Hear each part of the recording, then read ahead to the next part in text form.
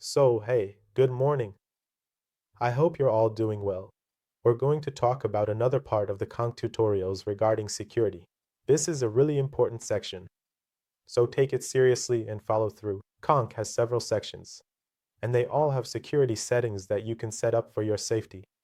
You need to enable all of them. Some of you might have set a few because they were mandatory. But now let's focus on the ones you haven't set up yet. The first thing you do when you enter the home page, either on the mobile app or on the site, is to see a dummy mode like this, which says Security Security Settings. Go here and click on this. There are several sections here. We only enable one for our security, but you cannot activate it in Iran. The rest are okay.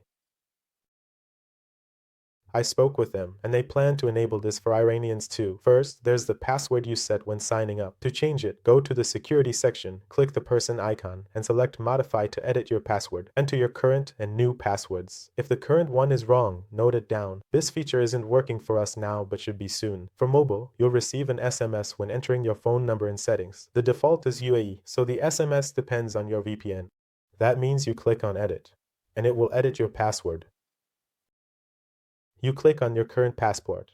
Your new passport comes. And if you don't have a current passport, you write the new passport. Okay. This is the mobile part, which is not working for us at the moment. But it will probably be activated soon. You will receive an SMS for your mobile, meaning in the settings. When you come here, it says to enter your prefix, which Iran does not currently have. The default is the UAE. Depending on the BP you enter, you will receive an SMS. If the doer of the act is the doer of the act, then it is certain. If you enter your email address, and it is always active, you will receive an email. If you don't want to violate the email, you can turn off verification. But in my opinion, don't do this. The more security steps you have, the higher the security of your account. Sometimes, you will have difficulty making withdrawals and logging in, but it's not comparable at all to seeing a crash where all your assets were taken from your account and you didn't get anywhere. Be sure to activate this. Two important things. One is Google's Anti-Phishing, which is a two-step code. One is Google's, an app that comes to your phone. What do you do with this two-step code? Do you want to set up?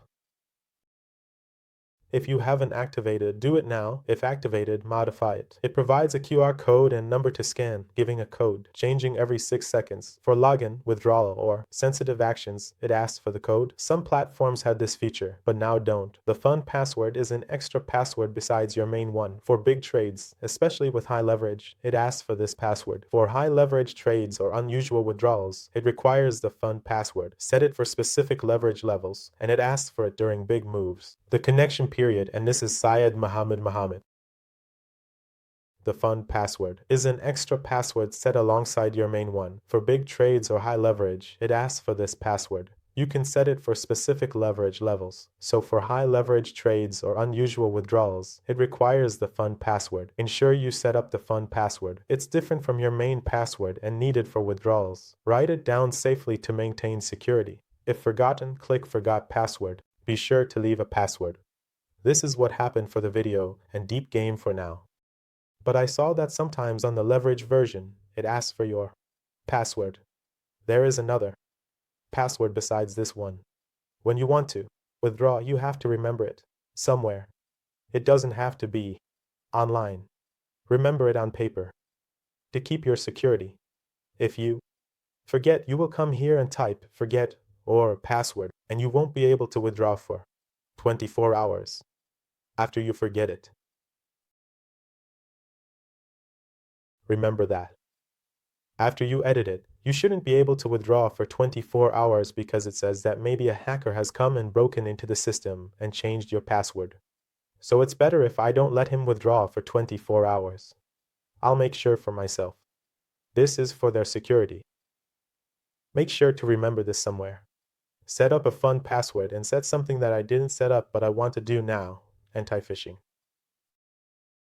You'll get a series of emails that look like they're from a currency exchange, for example. They might have the Conch logo and say something like, hey, you just withdrew $1,000.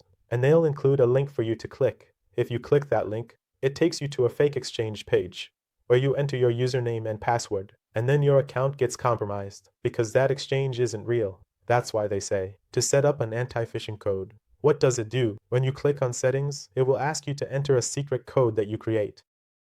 He tells you, I'll write this at the bottom of the email.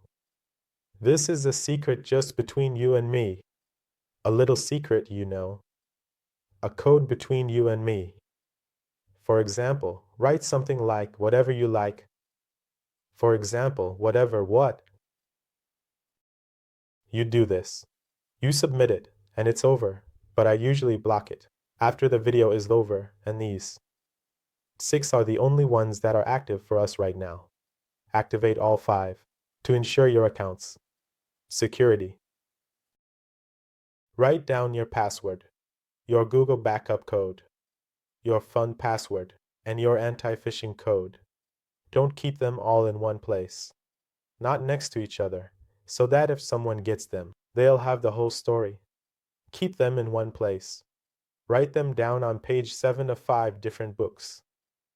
This is very important when you realize that your money is gone.